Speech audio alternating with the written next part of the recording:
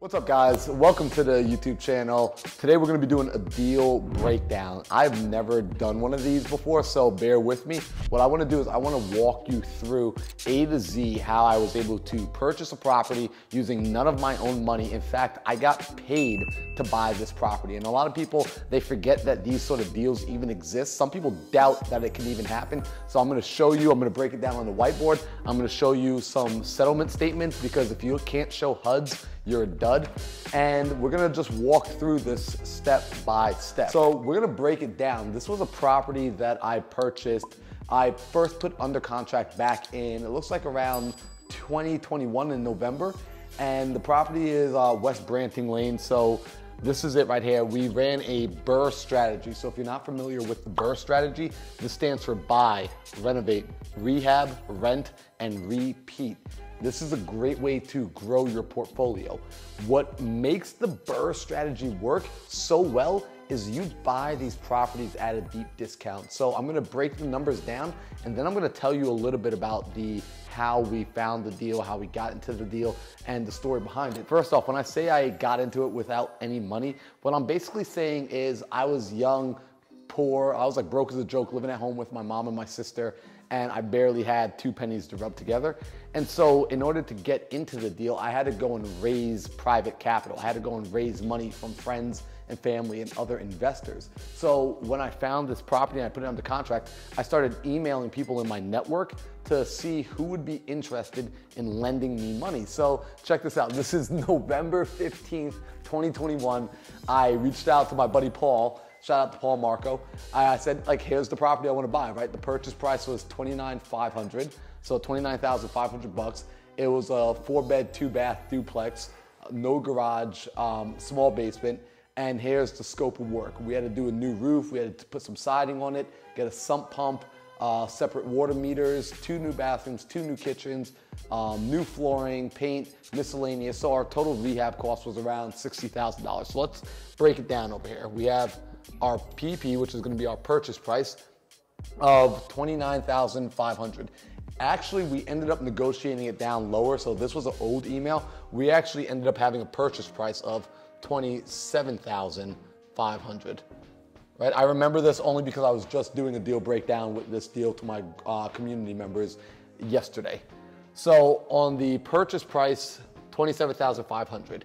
Now, I paid a wholesaler, so I actually had somebody else find the deal and bring it to me. They got a hold of the homeowner. They were having trouble putting the property under contract, and they needed some help doing that. So I actually helped them put the property under contract. So I paid them an assignment. So we're gonna put this here, assign. By the way, if you don't know what an assignment fee is, this is when somebody puts a property under contract and they sell you, they assign the rights to the contract to you. So I paid them an assignment fee of $3,000. Over here, you see, we went through our budget and we budgeted that this property was going to cost about $60,000 in rehab. So let's go ahead and put our rehab budget. All right, so we had a rehab of $60,000. And so now we're looking at being essentially as like a gross all in. We got 27,000 plus 3, so we're looking at 30,500 plus 60,000, so we're looking at 90,500 as the basic all in between purchase and rehab. Now, of course, you know that there's gonna be things like holding cost and closing cost and other miscellaneous fees, which I'll get into here in a little bit, but I just wanna give you the basic structure. I'm talking like basic napkin math for when you're looking at a deal. So this is what I looked at. I said, okay, we're gonna be all in around $90,500. And there's gonna be little 1% fees here, 2% fees, another couple of $100, maybe $1,000. So what we looked to do was we looked to actually raise $100,000. So if you look at my email, it says here, I wanna buy this property, here's the breakdown. We're looking to raise $100,000 at 10%. Now the reason I wanted to raise $100,000 at 10% was because I want to raise more money than I actually need. Here's a little ninja hack. I like to pay my private money lenders back with their own money. Now, they benefit because I'm borrowing more money from them. They're actually making more money because I am paying interest on a larger amount. So I borrowed, right? So I borrowed $100,000. Now, Paul ended up not lending on this deal. I actually borrowed from another lender, and we were paying 12% interest. So I borrowed $100,000 at 12% interest, which meant my monthly payments on the borrowed money was $1,000 per month, which again, we'll get into. Now, if you look, we had some comps on this property that we were looking at, another property on 31st Street and 30th Street. So we saw that the comps were coming in around $143,000 and $140,000. And when we did our ARV and we dug in even deeper, we determined that our ARV, our after repair value, would be somewhere in the ballpark between $140,000 and $160,000. That was what we estimated, what we calculated when we ran our comps. Here's the crazy part about this deal. When we got into it and we started doing more of the work and we started doing a little bit more due diligence, we were actually finding out we were dead wrong on the ARV. The ARV on this property ended up being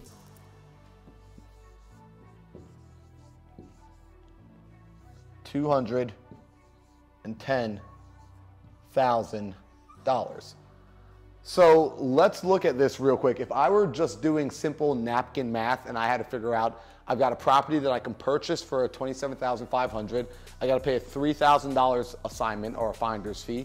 I've got to put about 60 grand into it. So I'm all in somewhere around 90,000, give or take a few thousand bucks. And I'm able to borrow $100,000 at 12% interest. So it's gonna cost me $1,000 a month roughly for this money. So let's say this project is gonna take me 6 months, which it took us less than that, but we always anticipate it's gonna take us a little bit longer. We're talking about it's gonna cost me $1,000 per month. We're talking about 6 months of borrowing money, so $6,000. That's $1,000 per month. So I'm all in at $106,000. And I have a property that is worth $210,000. How many of you, put in the comments, how many of you would pay $106,000 to buy a property that's worth $210,000? How many of you would do this deal? To me, this deal is a no-brainer. It is a home run. This is the sort of deal I would do every single day and twice on Sundays. So we jump into this property, and actually what I wanna do is I wanna show you something, which is, here we go. So we jumped into this property, and I'm gonna break it down now on the screen. So hopefully you guys can see the screen here. I'm gonna jump over here for a second. When I looked at this property, you know, again, I put it into my calculator to figure out, hey, is this gonna be something we wanna flip, or is it gonna be something we wanna hold?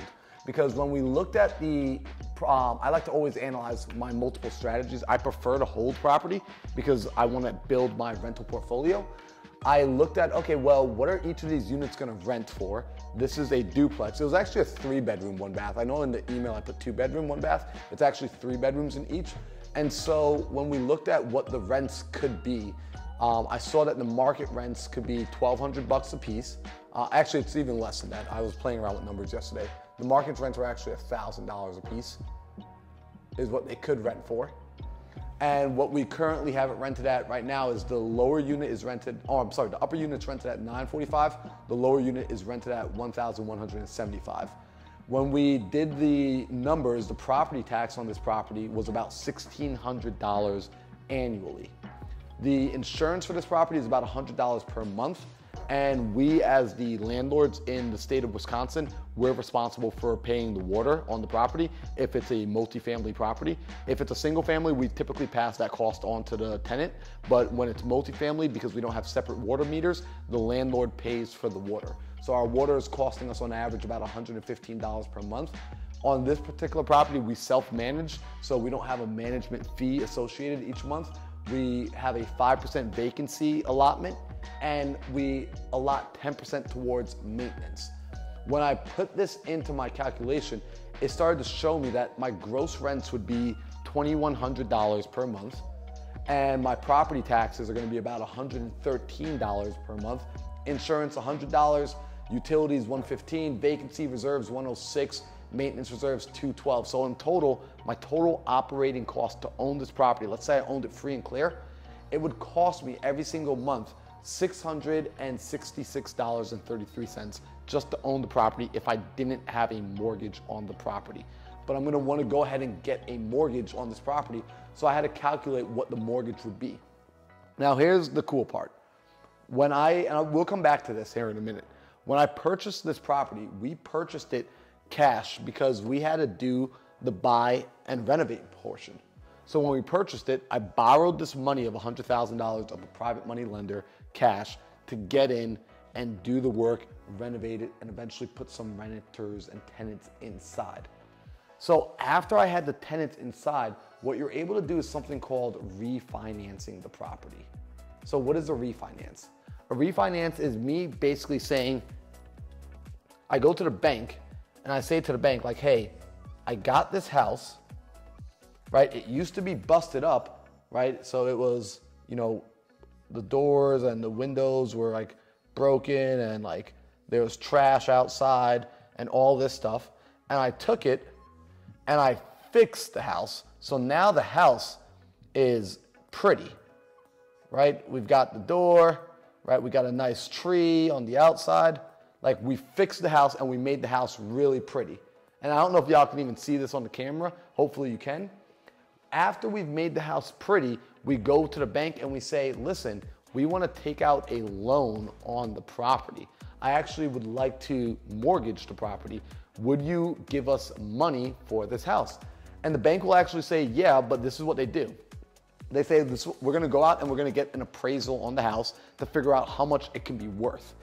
After we get that appraisal, we will give you 75% of what the house could be worth. So they give you what we refer to as an LTV, right? LTV stands for loan to value. They will give you a loan that's a percentage of the value of the house. So bring us back over here to what we talked about before with our ARV, right? The after repair value. This is what the house is believed to be worth according to comps, according to appraisers. And the bank told us that they would give us a LTV, a loan to value mortgage, of 75%. So they were willing to give us 75% of the value of the home as a mortgage on the property. So this is cool because if I break out my calculator and I look at what is 75% of $210,000, I'm gonna do that right now. So I do 210 times 0.75. And let's actually do the calculations over here on the board. I'm gonna go ahead and erase this top piece.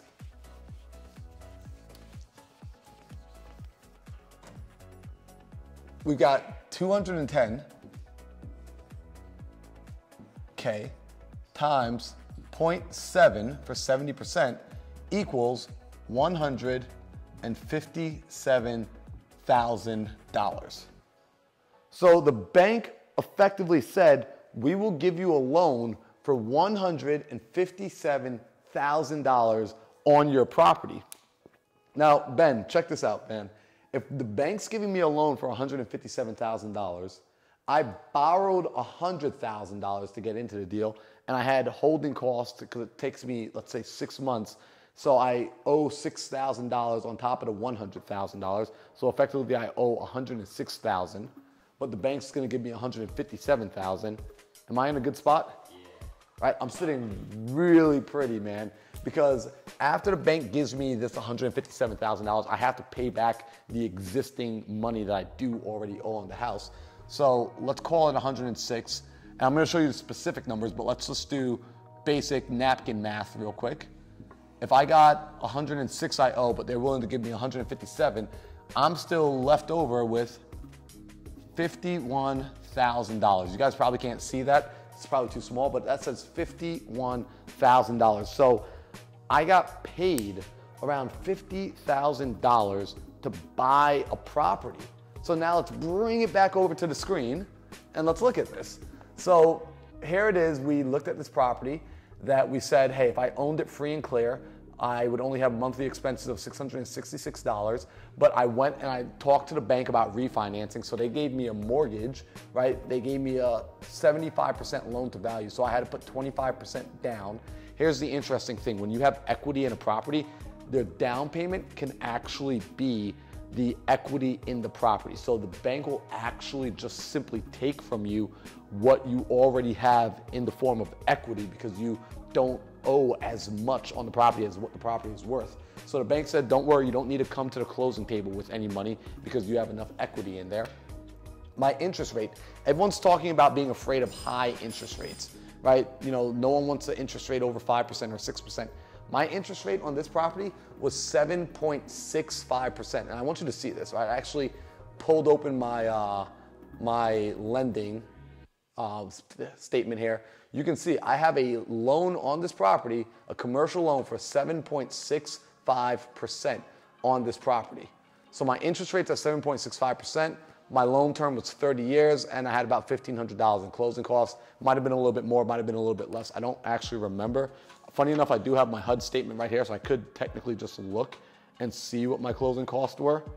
But I'm just not gonna do that calculation right now.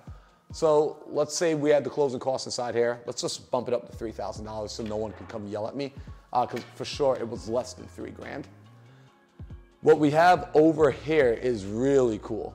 We see that my mortgage, right, on my loan to value, you see I had $157,000 is what the bank gave back to me. My PI is $1,117. Add in the total operating expense as well. My property net flows, there's a net cash flow to me of $336 per month. Now, that's nothing crazy. In fact, that's about average. I know you hear people talk about, like, I'm making so much money with my rental properties and this, that's about average. Like, if you actually want to see, and this is a great deal, that's about par for the game. Typically, a property is going to net you usually anywhere from $200 to $400 per unit on average, and that's basically across the nation, and that's a good deal, right? That's including paying your mortgage, that's including paying your management fees, your maintenance, your taxes, all that good stuff. At the end of the day, you'll get somewhere between $200 to $400 in your pocket if you're doing long-term rentals as your exit strategy. Are there other exit strategies? Yes, but that's another video for another day.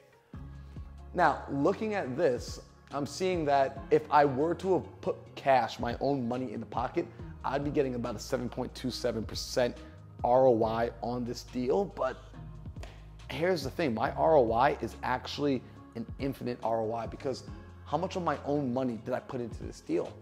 I borrowed the money from a private lender.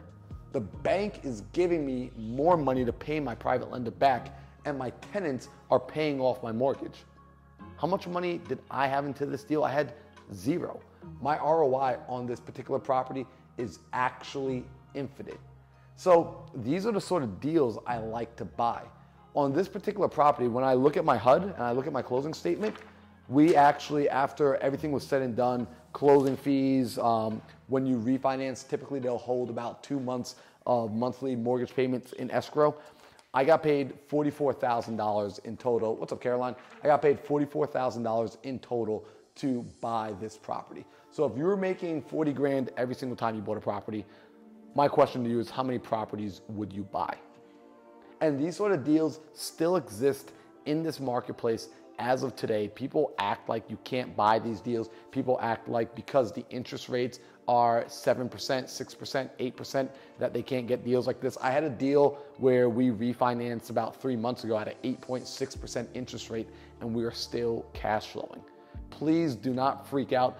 Just do the math. If you want, what I'll actually do is in this video, at the end of this video, I'll put a link down in the description below where I do an even deeper case study on this particular deal with the spreadsheets showing you how I underwrite the deal. And I will give you that video along with the spreadsheets. All you gotta do is drop a comment. You don't even need to drop a comment, actually. You don't even need to do anything. Just go and click the link. I want you guys to be able to win. I want you to get value. So just go ahead and do that because everyone should be able to do deals like these. These deals are very easy. All right, so let's talk about this one. I probably should have started with it because y'all are probably like, but how did you find the deal? So what I did was actually, there are people that go around. I used to do this myself. You would go around and you would talk to homeowners and see if they're interested in selling their properties for cash. Now, there was a wholesaler, we call it wholesaling when you go around and you put properties under contract for cash. Another wholesaler was talking to the homeowner of this property, and he got nervous. He was like, I don't know how to actually lock the property up under contract. It's my first deal. I don't want to mess it up. I don't want to screw up negotiation. And so he called me because he saw me on social media. He knew I was doing this business, and he said, can you help me out with this deal? I said, absolutely. I would do this for anybody. So if any of you ever need help with a deal, at least if it's in my marketplace, I'm more than happy to help you. And if it's not in my marketplace, I'm happy to point you towards someone who can. So he reaches out, he asks me to help. So I get on the phone with the homeowner of this property and I find out what's the problem.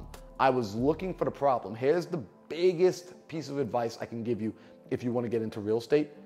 Quit looking at properties, start looking for problems.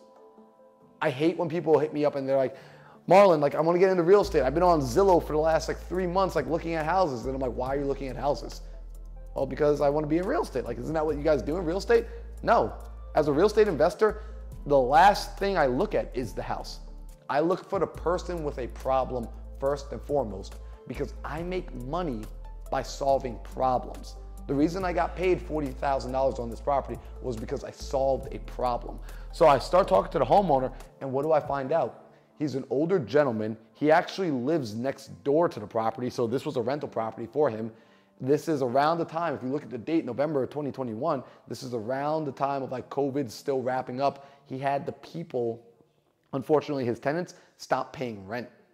So his tenants weren't paying rent. They were trashing the property. They were ducking his calls. And the dude lives next door, and he was getting older, and he was starting to lose his sight. So he's now going blind. He has no one supporting him. He's living by himself. And the house is now, instead of being an asset, is acting as a liability because the tenants aren't paying the rent. So he's now responsible for making those mortgage payments out of his own pocket. And he does not have a lot of money. So I start talking to the fella, his name is Mark, and Mark starts telling me all this, and I tell Mark, why don't you just list it? He says, because the house is distressed and the tenants won't let anybody in, and the realtors are telling me I need to fix this and fix that. So I said to Mark, I said, if you can sell it as is, if I just, I'm not saying that I'll be the buyer, but if we can get you this property off your hands, you don't need to do any of the work, you don't need to fix anything, you don't even need to evict the tenants, you can leave them in place. Would you, what would you take for the property? And he was asking for, I forget what he was asking for. I think he was asking for somewhere around $60,000. And I explained to him, I said, Mark, listen, we can't do that because unfortunately the amount of work that needs to be done to the property. And when we had originally run our comps, we thought the property was going to be worth 140. So if we had purchased it for 60, put another 60 grand in it, paid our private money lenders, we would have been all in somewhere close to around $130,000. And if it was only worth $140,000, we would actually lose money on the deal after the closing costs and the fees and all that good stuff. So I said, I'm sorry, Mark, we can't do that. However, if I could come in and purchase it as is right now, again, take care of everything for you. This will be the easiest process. What's more valuable to you? The ease of the process or getting the highest dollar amount? And he explained, he said, you know what? I just want this off my hands. This is stressing me out. I think it's speeding up my loss of sight. I think it's making my blood pressure worse. Let's just get this deal done. So that's how we were able to get it under contract for $27,500. And I was able to pay that wholesaler his very first assignment fee. He made $3,000 for not even locking it up on the contract, but for basically bringing a seller, bringing a homeowner to me, and I put it under contract for him. So that was how we found the deal. And to this day, actually, I'm still in contact with Mark. I was actually just talking to his sister a few weeks ago because you build relationships with these people. You solve their problems. They're very grateful. And I'm actually working on buying the house Mark lived in next door because it's a crazy story, but like Mark ended up going to live close to his sister as his health was getting worse. So I told him like, hey, just give me first right of refusal. And when it comes time to buy this property, I would love to be the person who purchases it from you at whatever price you think is fair in the future, because I want a bit of a monopoly. I would love to have the houses next door to one another. So that's how we found this property. It's all about helping people. It was because I let it be known that if you have a problem in real estate, whether you're a homeowner or you're another real estate investor or a real estate agent, just simply come and talk to me. I'm happy to help as I can. So these are the sort of deals we do. This is what a BRRRR strategy looks like. Not every deal is gonna pay me out $40,000. This was one of the better deals. But typically all of our deals look like this, where we are getting infinite returns. We look to buy it at the right price, because rule number one in real estate is you make your money in the buy. So if you guys like this, if you got value from this, and now a BRRRR strategy makes a little bit more sense to you, drop a comment below. If you still have questions, maybe I didn't explain something properly, let me know in the comments as well. And be sure to check out in the info, I'll drop the link to the case study where I break down the entire spreadsheet. I also break down, as I ran the numbers, for what it would look like as a fix and flip, because if I had flipped this property, we could have made about 100 grand on it, but we decided to keep the property in our portfolio. All of that will be in the case study video. Just go ahead and click that link. What I'll actually probably end up doing too is I'll just make that another YouTube video, and you'll be able to just like, I'll maybe put it in like one of those little bubbles up here, and y'all can like go over to that. So guys, I hope you enjoyed this video, and I'll see you for that next one.